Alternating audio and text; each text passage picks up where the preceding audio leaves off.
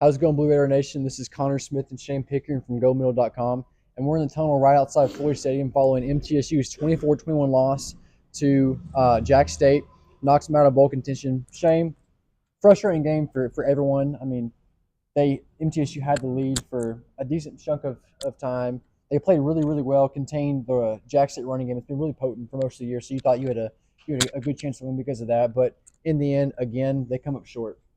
Yeah, according to our podcast partner, Jake Bolden, this was the third time that they've held the lead in the fourth quarter in these type of games and lost the game. At home, that is. At home to double on the trouble.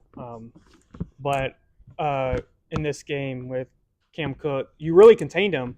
He was, I think, 15 carries, 3 yards a carry. I think the exact number was 3.1 yards a carry. Yeah. Then he hit that 47-yard rush, get Jax State in the red zone almost. If he wasn't, he was right there at the fringe of it. And then obviously he punches it in for what turned out to be the game-winning touchdown rush in this game. The defense did their job. Yeah. If you came into this game and you were telling me, okay, they allow one explosive run and they stop Cam Cook. I don't say stop, but they limit Cam Cook for the really stop Cam Cook for the remainder of the game. That's one play. I would say, dang, they actually might have upset Jax State, and they arguably should have. But you know, his one play came at the end where it matters the most. And like I said with Jake Bolden after game, big time players make big time plays in big time moments, and you said that on Twitter too. Mm-hmm. And Cam Cook did just that. And Middle Tennessee, just to be blunt, they don't have that guy, and they did not have it tonight. And with Nick Vadiato struggling to layer it in over the Jax State defense, they just 7 of the last 8 plays were incompletions, and it cost them in a 3-point loss tonight. Yeah, I mean, this has been a pretty consistent thing. You talk about losing at the end in these close games. You know, it's really frustrating, especially when you talk about the run game. Jax State was averaging nearly 300 yards rushing a game. MTSU held them to, hold up, paper pop, 143. Like you said, if you would have told me before the game that they held Jax State to 143 rushing yards and you forced their quarterbacks to throw the football, I just said, yeah, they've got a pretty good shot. And they run with the quarterbacks too, and Creel had 16 carries for 47 yards. So you really limited that backfield overall. Yeah, but I mean, flipping to the MTSU side of things, aside from the receivers, the MTSU pass catchers did pretty well. You look at Shaquille Middlebrook, 87 yards receiving a touchdown. DJ Taylor had a receiving touchdown. First career touchdown in his career. Yeah. Oh, yeah. Big Riverdale grad. And the Hunter tipped him. He only had 5 catches for 56 yards, but they came at the most necessary times. Especially with that 2-point conversion, which I'm sure doesn't even show up on the stat sheet. It doesn't. But no, he had so many clutch plays. I have to go back and look, but it was probably 3 or 4 first down catches where it's like 3rd and short, maybe even 3rd and medium at this point. Catches the ball, gets the first down, extends the drive. They play really well, but at the end of the day, like you said, Nick Vadiato, definitely not his best game of his career. He about 50% completion percentage. He missed Cam Lacey several times for what would have been big gains that would have extended drives and so on and so forth. Offense definitely struggled at times, but Shane, that defense, especially the front 7, they're nasty. Yeah, I think this was really the first game we got to see the full effect of having – well, the first half, I should say, was the first game we've had of really experiencing Alex Mitchell, Parker Hughes, and Muaz Bayard all together in the peak of their season. Now, Muaz Bayard came out in the second half. Malik Love filled in, but in that first half especially, really the whole game, even without Muaz, with Alex and Parker, they were able to just take away plays at the second level. No quarterback runs, or at least no yards on them. Yeah. And Cam Cook just really didn't make things happen. Their screens is what they had to use as an extension of the run game.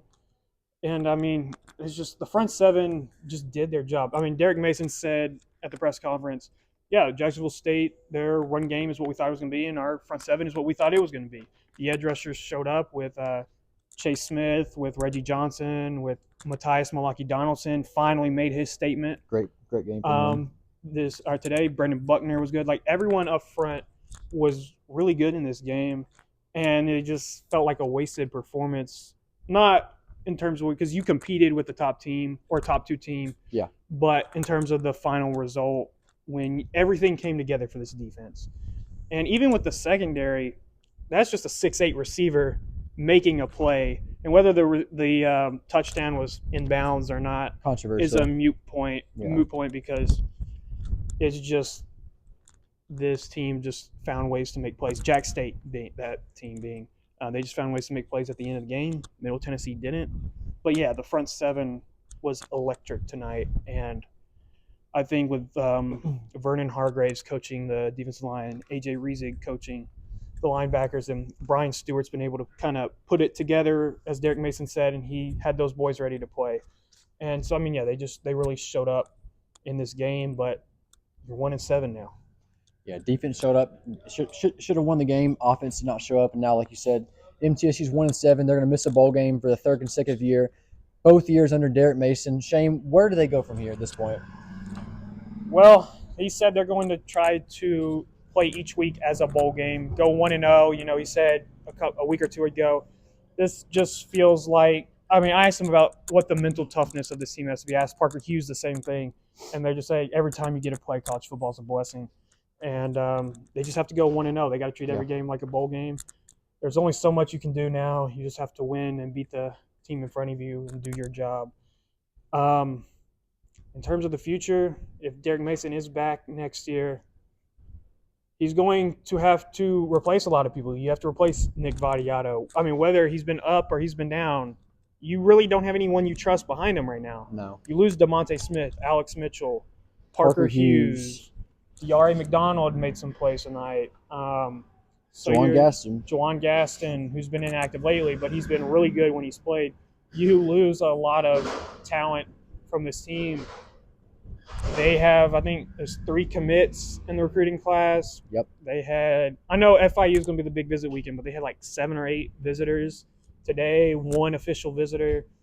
It feels like it's going to be transfer portal in junior college, and that is going to be where all the eggs are in the basket. And that's where, if he is here next year, that's where Derek Mason's future resides, in that one big basket of a full team of transfers and junior college players. Yeah, and quite frankly, I'll just put it out there, I'm not a fan of that strategy. I'm not either. I think you should use the portal as a luxury instead of a necessity. You cannot build culture and continuity with, especially in year 3. Yeah, but you can't build continuity by dipping into the portal and adding 50 new guys every year. It's just not going to work. It's not sustainable. It's why you see teams like Florida State, you know, when they hit on their guys, which that's insanely lucky. No one's going to do that again. That was 1 year, and they went undefeated. And then look what they've done since. 2 horrible years. You can't rely on the portal, but it'll certainly be, you know, intriguing to see what Middle Tennessee does next.